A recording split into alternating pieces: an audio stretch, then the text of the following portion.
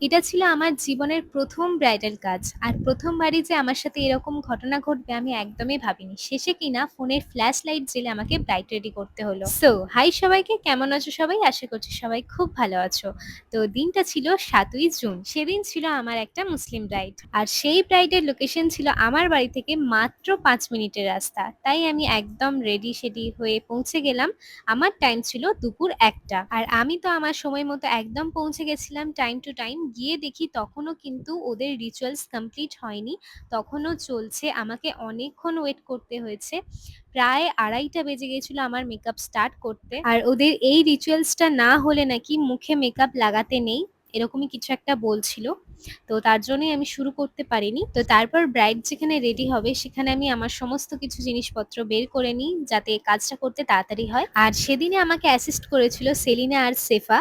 সেলিনাকে তো তোমরা অনেকেই চিনবে, আমার যারা ভিডিও দেখেছো, বা সেলিনার ওপর একটা লুক করেছিলাম পারো টাইপস অফ লুক, সেই ভিডিওটা যারা যারা দেখেছো তারা তো সেলিনাকে চিনবেই।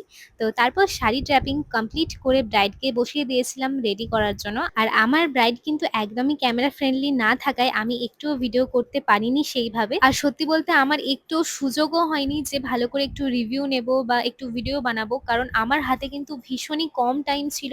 কারণ ব্রাইড কিন্তু অনেকটাই লেট করে বসেছিল, যেখানে আমাকে ছাড়তে বলেছিল ৪টের সময়, আর ব্রাইড বসেছে প্রায় ৩টে বাজতে চায়। মানে বুঝতেই পারছো হাতে কতটা কম সময়, যেখানে ব্রাইড সাজাতে মোটামুটি ৩ ঘন্টা লাগেই।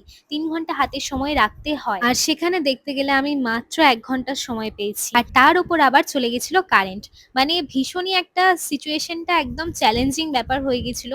আর চুলে তো কোনো ক্রিম্পিং করতেই পারিনি যেহেতু কারেন্ট চলে গেছিল, আর ওদের কোনো জেনারেটরের ব্যবস্থা থাকেনি। তো জানি না কতটা প্রপারলি কাজ করতে পেরেছি, হয়তো একটু সময়টা পেলে আমি আরো বেটার করতে পারতাম।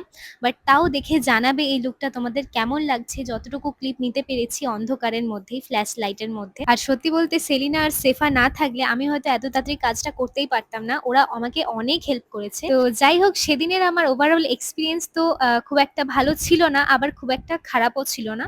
ফার্স্ট ব্রাইডালের কাজে কিন্তু এত এক্সপিরিয়েন্স হয়ে গেল যে কি বলবো তোমাদের, শুধু মনে হচ্ছিল যেন আমি একটা যুদ্ধ জয় করলাম। তো সেদিনের বানানো এই ছোট্ট একটা মিনি ব্লগ তোমাদের সাথে শেয়ার করলাম। তোমরা অবশ্যই জানিও ভিডিওটা কেমন লাগলো।